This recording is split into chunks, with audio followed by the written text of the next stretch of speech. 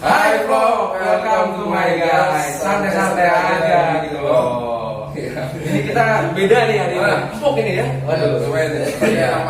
Empuk, ada Maria, ada sekolah singkat MSA. Luar biasa. Kita di mana nih kita nih? Nah ini rumah lama saya dulunya.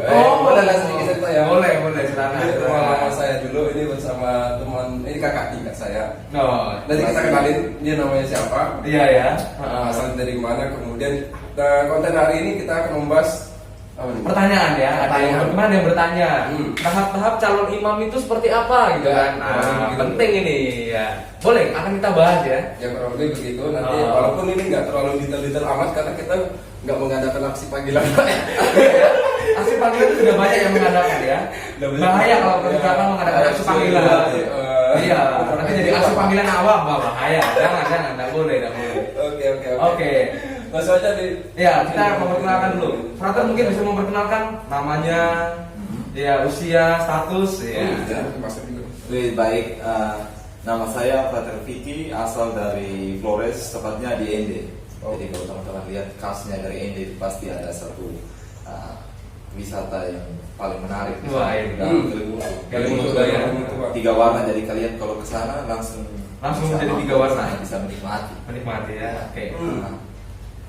Saya sekarang sudah selesai menjalani masa studi filsafat di Universitas Nata Dharma.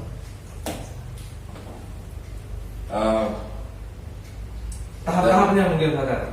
Tahap-tahap pendidikan. Tahap-tahap pendidikan. Iya. Untuk sekarang ini saya. Iya, untuk sekarang. Kalau untuk tahapnya, kalau berbicara untuk pendidikan seorang untuk sampai pada imam, tentunya di semua tarekat itu mempunyai kriteria masing-masing kan. Ya. Memang kepada umumnya itu lebih familiar dengan orang masuk ke tarekat itu ada yang memang start dari aspiran, postulan, novis. Itu di awal ya. Di Aspiran, awal. ada postulan, novis seperti itu. Ya. Nah untuk teman-teman di luar mungkin masih pasti kan bingung gitu. Bingung juga itu. Ada aspiran sama aspirin bedanya apa? Beda mereka tuh bingung gini kan. Kebanyakan kan mereka tuh lebih ingin taunya ya kan awam banget gitu dari SMA luar. Ketika nanti kalau masuk di menjadi pendidikan jadi seorang imam itu jadi seorang patar artinya prosesnya itu tahapnya seperti apa. Nah gambaran umumnya yang dari tarekat di Indonesia ini kan mungkin dari awal itu mungkin seperti kan Pak bilang tadi kan dari postulan mungkin dari aspiran jenisnya baru postulan ofisial itu nanti di dalamnya itu bagaimana, kemudian mungkin yang mereka kepo kepo tuh sampai mereka kita lihat di sini nih dulunya gimana. Kalau saya mau sampaikan sedikit dari informasi untuk dari posisi saya saat ini di tarekat ini, saya kurang tahu seperti apa cara pembinaan formasi imam untuk tarekat lain. Ya, seperti selain kita kan ada beberapa pendidikan calon imam jadi untuk dari tarekat kemudian dari projo apresiasi itu. Tentu kami juga religius tapi tidak begitu seperti yang lain. Nah untuk kami MSA bisa dilihat di sini. MSA sudah ada namanya Pak. Iya, kami juga tarekat baru di Indonesia. Jadi formasi kami juga memang berbeda dari yang lain. Jadi kami disebut mungkin bisa dibilang agak bisa berani mengambil resiko. Ya karena kan mengapa saya katakan berani, karena orang atau calon imam itu dibiarkan untuk selesai KPA pendidikan KPA atau disebut dengan kelas persiapan akhir. Dia langsung distudikan di kelas di filsafat selama 4 tahun, dan mungkin orang berpikir ini apakah ini tidak ada pikir jangan sampai ada calon paling mudah pintu untuk bisa mudah untuk keluar. Ya kurang lebih begitu guys. Sebenarnya gini ya, kalau kita lihat kenapa dibilang ekstrim tadi bahwa ekstrim ya, lebih nekat. Karena MSA itu dulu ketika sudah mengalami aspiran ataupun KPA ataupun istilah topang ya. Ya, memang. Kita sama. Lokasi panggilan misalnya. Tempatnya beda. Itu langsung langsung studi tanpa harus meneliti postulan dan novisiat. Makanya bilang itu nekat tuh. Tapi itu ada penjelasan tersendiri dari pihak MSA bagaimana itu bisa terjadi di Jogja ini misalnya salah satunya. Dan saya kira bukan hanya di Jogja tapi untuk seluruh MSA internasional juga sama, pakai standar yang sama juga, kriteria yang sama.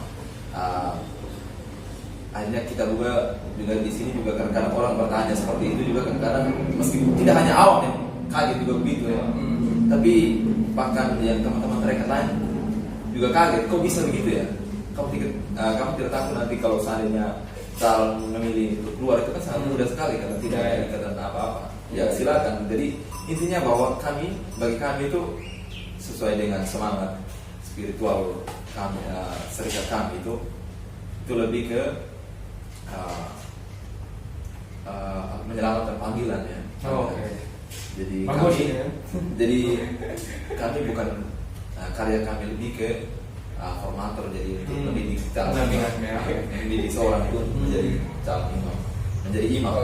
Iya, karena gini sih mungkin buat teman-teman yang belum tahu gitu ya, memang MSA ini agak berbeda gitu ya. Beda karena dari MSA dulunya gimana Pak? Karena kalau umumnya di Indonesia adalah biasa seminari menengah. Jadi setelah lulus SMP itu kan masuk SMA, seminari menengah. SMA kan 3 tahun tuh. SMA 3 tahun, lalu nanti 1 tahun kan KPA. Ya, kelas persiapan akhir atau atas gitu kan. Nah, setahun itu untuk mendalami ya persiapan menuju ke seminari lah. Karena itu kan seminari menengah itu kan masih SMA umum tuh 3 tahun, setahun persiapan, belajar bahasa Latin segala macam itu. Nanti kalau sudah baru ke tahun rohani. Kalau projo, kalau kongregasi novisiat gitu kan. Ya. Nanti baru ke seminari tinggi untuk belajar filsafat. Nah, kalau MSA ini enggak, dari tadi itu yang KPA tadi itu langsung dari tanpa pendidikan dasar dulu, jadi langsung pendidikan filsafat, baru nanti setelah selesai Batak Fikih nanti akan berangkat ke Peru. Wah, itu ada lagi siapin paspor Pak. Untuk menjadi novisiat tahun rohani.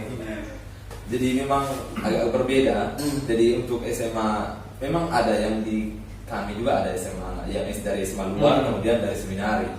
Jadi kemarin sistemnya sama juga, hanya agak kalau seminari tamat mungkin langsung kuliah. Kalau untuk SMA atau SMK biasa dia masuk di KPA dulu, belajar setahun di sana kemudian di sini. Jadi formasinya KPA itu belum dihitung, tapi mulai hitung itu aspiran itu tahun pertama. Ya, aspiran ya. Kalau MSA itu tahun pertamanya aspiran. Tahun pertama aspiran itu mungkin sampai 2 tahun kali. Setelah itu baru. Setelah itu masuk semester 2 ini sudah masuk kuliah. Karena kami dulu ada KPA gabung, sekarang kami sendiri. Jadi di sana itu sudah ada aspiran sudah mulai start di sana itu. Nah setelah di sini mulai postulan tahun pertama sampai itu postulan itu kita sudah masuk dalam jenjang kuliah ya. Jadi kuliah. Sampai semester 8 itu sampai kita selesai itu masuk terakhir postulan tahun ketiga terakhir. Ya, postulannya panjang karena umumnya kalau postulan itu 1 tahun kan. Iya, balik ke studi itu kita sambil menjalani formasi postulan itu, lalu setelah selesai itu lalu kita mengajukan lamaran untuk ke novisiat ya. Jadi novisiat kita itu semua untuk sekarang ini masih tetap satu untuk semua pakai sistemnya novisiat internasional. Novisiat internasional guys di Peru. Ya, jadi ini nanti Batak Fikih akan berbahasa Spanyol. Spanyol lah. Ya. Karena di Peru kan. Ini masih sementara kursus tapi belum bisa. Sebaiknya mungkin harus di sana langsung. Iya. Supaya bisa bahasa Spanyol lancar itu memang harus terjun. Iya. Tidak paham. Kalau saya sih begitu. Kalau kursus bagi saya itu terlalu apa ya? Ya karena kan lingkungan kita juga masih masih tercampur-campur. Kita belum memaksa. Kita punya niatnya belajar. Ini guys sebenarnya kita kasih tahu juga nih resiko menjadi seorang frater tuh begitu guys. Dari bahasa Inggris, bahasa Latin semua tuh mau siap belajar bahasa. Siap belajar bahasa dan siap harus kirim kemana-mana. Wah itu siap kirim kemana. Bukan pakai CD ya. Langsung Pak datang. Nah tapi gini, ini kan MSA ini kan polanya agak berbeda Ya. dan mungkin ada kekagetan. Nah itu ternyata gimana tuh dari seminari menengah tanpa ABCDE langsung kuliah gitu kan? Ya awalnya saya juga waktu itu kaget juga. Hmm. Ya, pertama dari latar belakang saya bukan seminari, saya SMK. Nah, saya waktu itu setelah tamat itu saya tidak langsung masuk seminar, masuk di KPA dan sampai di sini, tapi saya masih di luar. Ya. Mungkin 2 tahun lah. 2 tahun di luar ya. Baru masuk itu saya masuk, dan waktu itu saya juga berpikir karena awalnya kami kan di sini, setelah saya masuk di sana saya baru tahu ternyata kita selesai KKA itu langsung masuk kuliah, dan saya waktu itu pas dengar seperti itu juga agak kaget. Jadi saya berpikir karena kalau di kalangan itu pasti orang yang sudah siap matang untuk masuk kuliah, Yeah. sudah ya tidak kayak kita yang serta lalu kita mau bikin apa kalau sudah sampai di sana nanti kita dimalu-maluin. Iya. Ya, karena nggak bisa setara dengan yang lain, bukan berarti kita bodoh atau apa, tapi kan maksudnya dasar-dasarnya kita harus Iya ya, harus ada dasarnya gitu ya. Harus ada dasarnya. Bisa Pengetahuan dasarnya itu pasti ada, sehingga kita tidak jadi mahasiswa penegak di sana. Oke. Iya. Oke. Kayaknya kurang lebih seperti itu ya, kurang lebih MSA seperti itu ya. Iya. Mungkin kita nanti perlu mencari narasumber lain. Iya. Jadi sebagai pembanding karena MSA seperti ini nanti mungkin di projo mana atau ketarikan mana ada pola pendidikan yang mungkin agak lain juga gitu ya, supaya semakin clear gitu kan. Iya. Saya sedikit ini bro, sedikit aja ini Sedikit sebenarnya ya? mau habis nih. Maaf ya, sedikit aja. Oke. Gimana? Sebenarnya tahap menjadi seorang imam seperti pertanyaan komentar teman-teman yang kemarin itu, ya kurang lebih sebenarnya ada 3 tahun atau 4 tahun lebih untuk menjadi, sampai dia studi itu bisa jadi 4 tahun kurang lebih. Jadi seorang imam itu bisa menjadi 9 sampai 10 tahun Ya, untuk menjadi seorang total imam. masa pendidikan dari menengah sampai jadi imam itu kurang lebih seperti itu ya. Iya. 10 Jadi, tahunan. bukan nanti selesai kuliah jadi pastor, enggak pak. Iya, Jadi, masih panjang ya. Panjang lagi tuh, Panjang. maksudnya nanti ada istilahnya jadi seorang, kalau nanti kalau PK dulu, Iya, apa lagi masih semua. panjang. Jadi gini, saya lupa. Jadi meskipun kita formasinya agak beda, kelihatannya agak loncat ya, tetapi durasi waktunya sama. Sama ya.